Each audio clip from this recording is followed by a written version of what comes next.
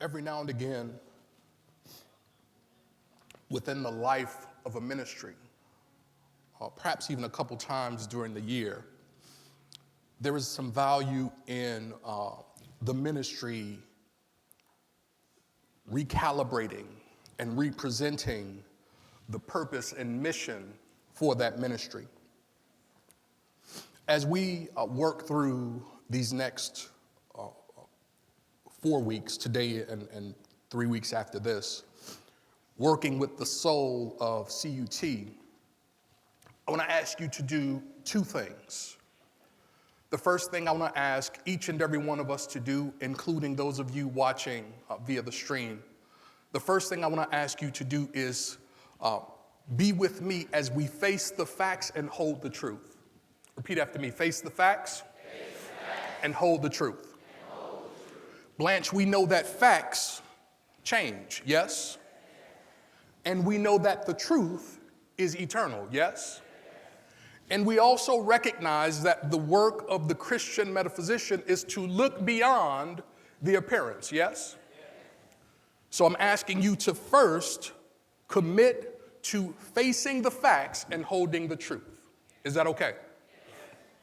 The second thing I'm asking each and every one of us to do, including those of you watching by stream, is to bathe, say bathe, to bathe this series and our hearing in prayer. To bathe the series and our hearing in prayer. To do what? Can you do that? Will you do that? Can you do that? Will you do that? I want to hear from everybody. Can you do that? Will you do that? Thank you. So the purpose of CUT, why does CUT exist? We exist according to the established purpose that God gave the Reverend Dr. Johnny Coleman. We exist to teach the universal spiritual principles as taught and demonstrated by Jesus Christ. That is our purpose. When you ask what the purpose of a thing is, whether it's a person, a company, a business, an institution, a nonprofit, the purpose speaks to why the thing exists. CUT exists to teach the universal spiritual principles taught and demonstrated by Jesus Christ. And we teach those principles through our fivefold purpose. We'll take a deeper cut into this morning. The fivefold purpose that expresses through the idea called Christ's Universal Temple is teaching and preaching, prayer, healing, service, and fellowship. Yes? How many of you remember that? How many of you are hearing that for the first time? How many of you don't remember if you remember? It seems like that's the majority. The purpose of CUT is to teach the universal spiritual principles as taught and demonstrated by Jesus Christ. The mission of CUT, what is CUT supposed to be doing? Our mission is to teach all who are willing to learn how to live a better life through the renewing of their mind. The established mission of Christ's Universal Temple is to teach all who are willing to learn. And just in recent years, I adapted it to say, through the renewing of their mind. But in a nutshell, we are a teaching ministry, yes? And so this is where you come to learn that God's will for you is good. This is where you come to learn that it is not God's will for you to suffer or be in pain. This is where you get that it is if through our ability to access the love, the wisdom, the power, and the life that is within us, we can have the life we absolutely deserve. Is that right?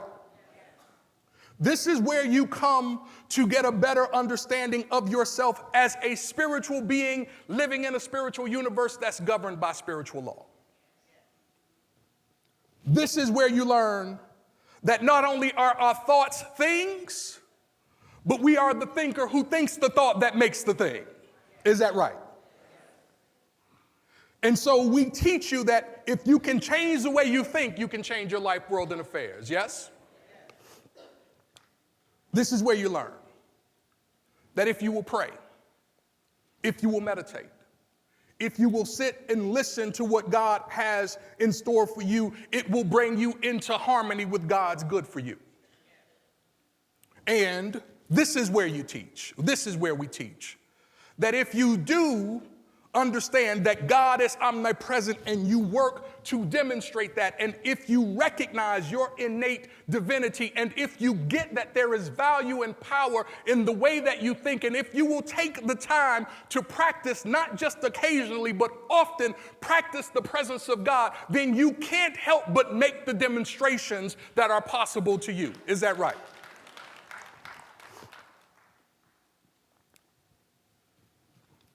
In nearly 63 years, we have done just about everything that any ministry on the planet has done. And there is still yet a lot of work to do. But here is the reality.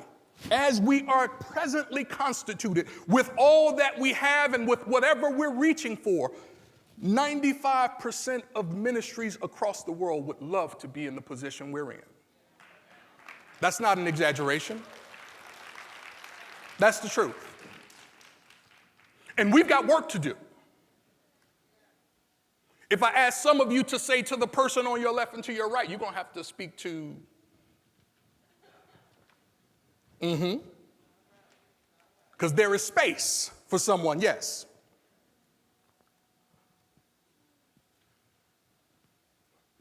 And the question that is before us is, with all that we've done, with the purpose and the mission that we've been given, is there still a need for a ministry such as this?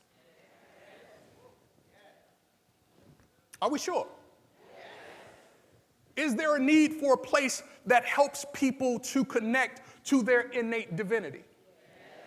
Is there a need for an institute whose stated mission is to remind someone that God is not punishing you, but God has equipped you to be able to live an empowered life? Is there a place in this world and in this universe where information is readily available? Is there a need for some place who continues to shine a light in the darkness to say, if you can get a hold of the way you think, you can change the function of your life? Is there a need for a place who understands the power and the benefit of prayer? Are you sure? Because here is why I ask, because people who understand the need of a thing respond according to the things to make that thing necessary. Now, I'm not just talking to you, I'm just talking in general. Are you with me? So I agree with you that the mission and the purpose and the principle and the truth that we have been given as a means by which to impact the world is still necessary. It's still critical. It's still important. It's still needed. Can I share something with you? While those things don't change, the methodology should. Let me tell you what I mean. See, the methodology is the way you do it. It's not what you do, it's the way you do it. Let me give you an example. For some of us, the presence of this screen puts us out of the flow of what church is. No, don't laugh. Like this is real talk. Listen, for this series, I need to be able, I just need to be able to share with you as honestly as I know how. I need to just be able to keep it 1,000 with you and not shroud it and cover it and not protect you, because in order for this ministry to be what it is intended to be, in order for it to reach its optimal health, see, when a thing is healthy, it grows automatically. Right? If health is present, see, I never had to say to my children, grow. What I had to do, Herbert, was create the environment and make sure they had the things that they needed in order to be able to grow. Right? So as long as I did the things that were needed, I didn't just do it by myself. I might not have even done most of it. Y'all got me real vulnerable right now. See if I can bring it back, cuz. But so long as we did the things that were necessary in order to support the natural working within them, their growth was a byproduct of that. Their growth was the outpicturing of what was already within them. Are you with me? And so in order for particularly a church to be healthy, there are certain things that are necessary in order for that organism to be healthy. Are you with me? And so then, let's just take a look at who we are and what we offer to the world and what our contribution is as God intends to express it through us. But let's also be open to the fact that the methodology of how CUT showed up has to evolve. Raymond Hollowell, who wrote Working with the Law, he said this: there can be no progress without change, no growth without renewal. And sometimes when it comes to ministry, the thing that keeps us locked in the inability to move forward is our adoration of our past. And so if we're more committed to who we used to be than who we are to be, then we're on the clock. Listen, I just have to give it to you where it has been percolating in my soul. Is that okay? And I can hear the words of our founder saying, grow we must. But there are certain things that are required in order for a thing to grow. Yes? So as a part of our purpose and a part of what we offer, we are a teaching and preaching ministry. As I said, we teach the principles taught by our wayshore Jesus Christ, and our lessons are the key to soul expansion. Our lessons, sermons are designed to teach, to inspire, and to uplift you. Yes? Teaching is one of the methods that Jesus used to accelerate the understanding of those who had the ability to hear him. It's one of the ways he helped people come to understand their innate divinity. But there is a dual responsibility in the teaching learning process, yes? I just had a room full of teachers here. So there is a responsibility that I have, or a JCI teacher has, or a minister has, and there is there is a responsibility that each of us has as learners. Is that right? What is my responsibility as the primary Sunday morning worship sermon teacher? My primary responsibility is first to show up prepared. The day that I do not show up prepared for you is the day I stop coming back. Now, you might not like the way I say it. It might not sound like the way the good Reverend Dr. Johnny Coleman said it, but all I can do is give it to you the way God gives it to me. Because here is the thing, Earl. I would rather fail as myself than succeed as somebody else.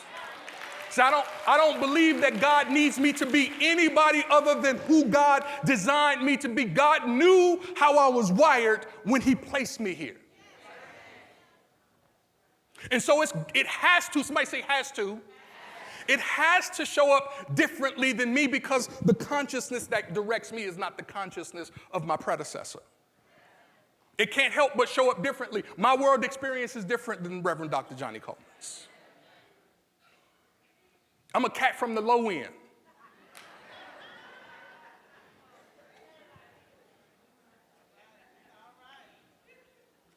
My bag is different. My swag different. Are you with me? So my responsibility is to make sure that I am prepared. My responsibility is to make sure I give you workable steps.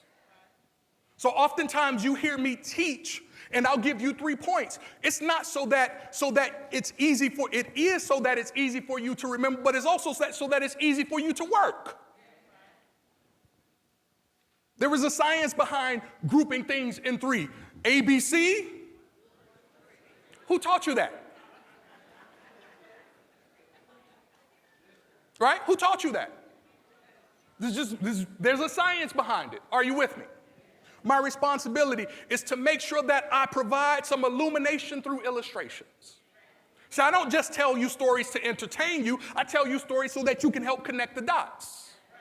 I also provide stories to help get past your biases and get past your unbelief. See, most of us, when we're looking at a movie, we are not critically analyzing the movie because the story is on the other side of our belief system. So how do you get on the other side of somebody's belief system so that you can help them? You either debunk their myth or you give them a story. Superman exists, but he exists in you. Wonder Woman exists, but she exists in you. Are you with me? My responsibility is to make sure that what I give you, you can transfer it into action. Those are my responsibilities. So my commitment is to make sure that you are well-fed and well-led. I don't have a commitment to perfection. I don't think anybody can ever hear me say that I've said I'm perfect. Spiritually, I am. Personally, some of y'all know he got issues.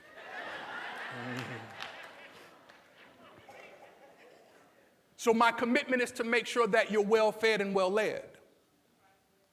But I can't guarantee you that I will always give you what makes you comfortable.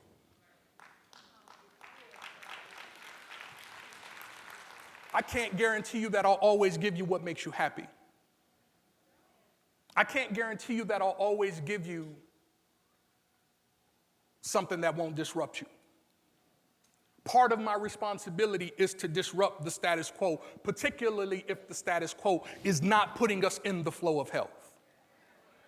So what I need for you to be able to do is to be able to process it in the spirit of prayer. We're going to talk about prayer in a little bit. But just as I have responsibilities, who else has responsibilities? What is your responsibility? Your responsibility is to attend to the lesson with interest. What does that mean? That means you don't let the music get you off of point from what it is you came here to get. The music is intended to support and bless you. Don't let... Stand up, please. Come on, let me see you. Come, let me see you. Come, let me see you. Come, let me see you. Stand up right here. I need you right here. So I need you to not let the appearance take you off your appointment. I know, that's a nerve. Because the methodology is you don't look like this. The methodology is you don't show up without a tie.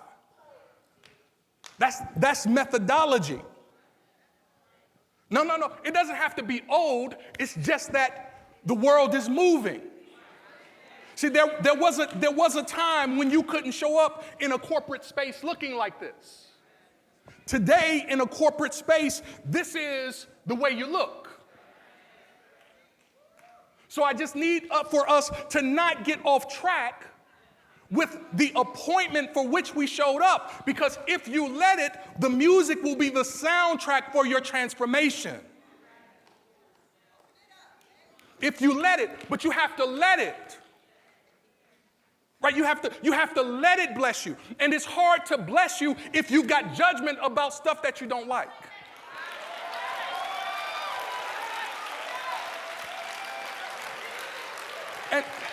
And hear me. I get it. I've said to you before, my understanding and my appreciation and my assimilation into CUT was the same as many of you. So I have to stretch myself. so I can be fully present to what God intends to do through me for us on a given Sunday morning. I have to stretch. And listen, you don't need a teacher to stay the same. You don't need a leader to stay the same. Right? It's not my, I'm not a babysitter. I'm a leader.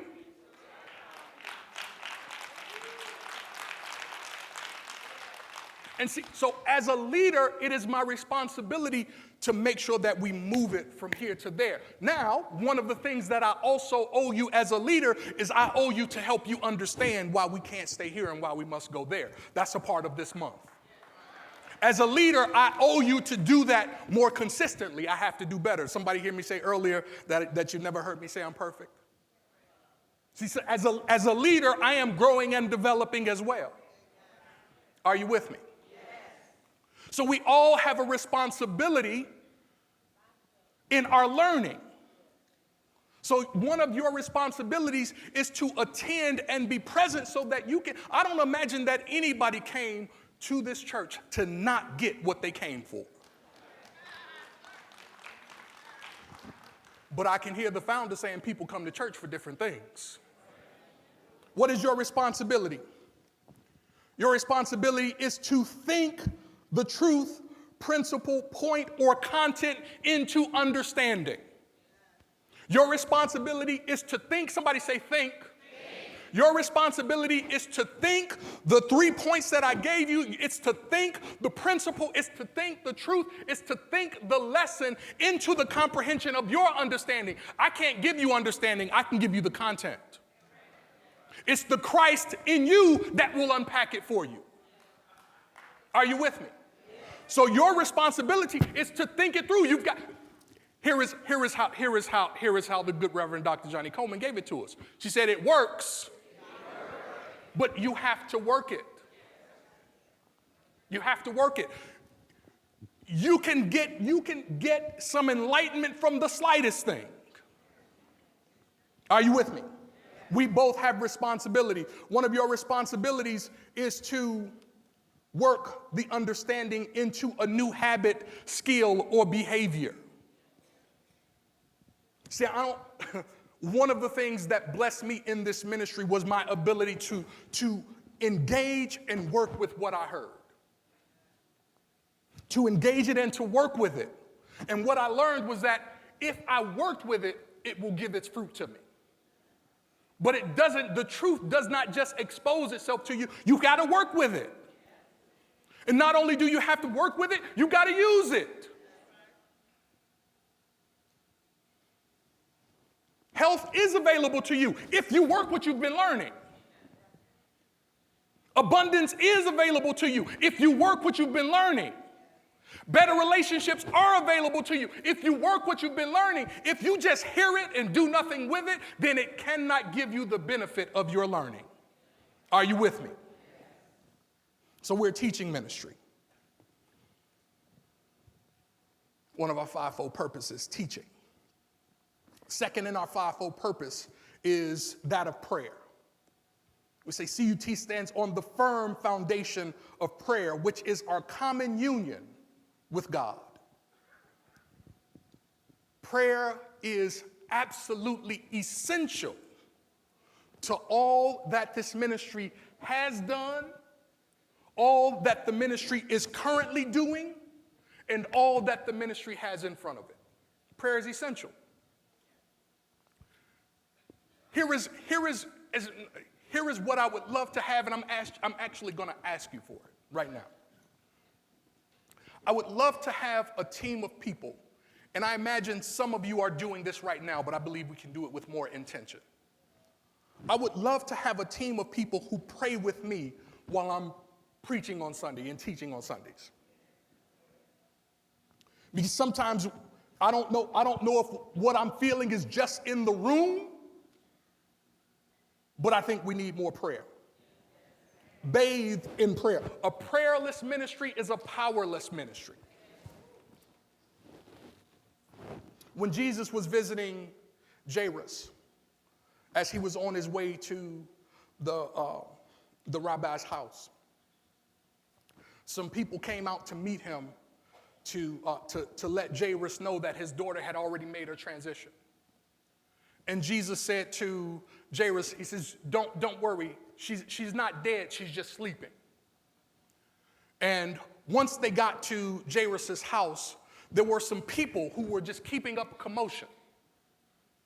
And as Jesus was preparing to enter into the house, when he said to them again, they said, no, it's too late. She's already dead. She said, no, she's not dead. She's just sleeping. And then some of them began to laugh because they could only make the assessment based upon what they saw. And so then Jesus took into the house the parents, Peter, James, and John. Come on. And when he went into the house, he said to the young girl, get up. And the scripture says she rose. See, my concern is that sometimes more of us show up to keep the commotion than we do to hold the prayer consciousness.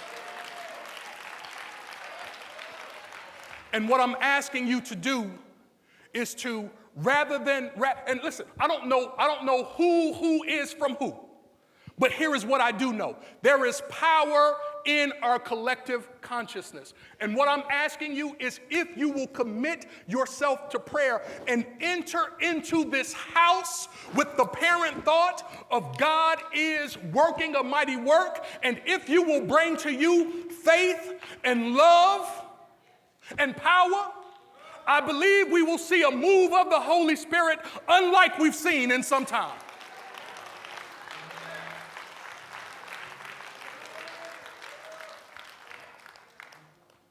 Rather than talk about it, pray about it.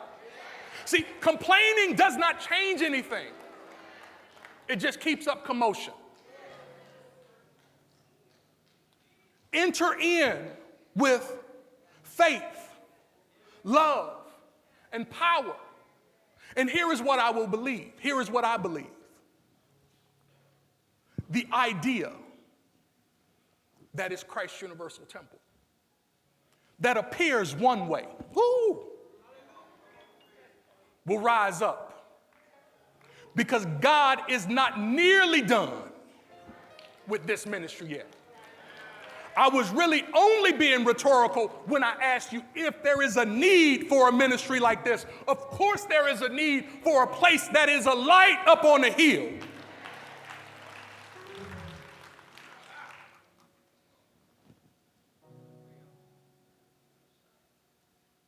Will you pray rather than complain? Will you pray rather than keep up the commotion?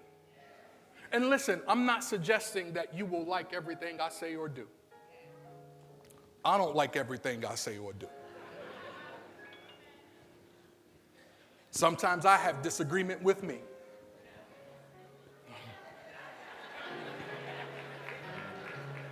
I pretend just like I didn't see that.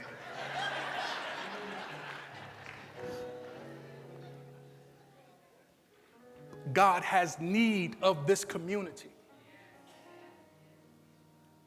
as a part in helping to shift what we see happening in our community. God has need of this community to help bring people into the full awareness of who they are and whose they are. God has need of this community, and those of you who make it up, I want to ask you just to not stop yet, to keep going. We're not done, and we've come too far for him to leave us. I got to leave it right there. God bless you.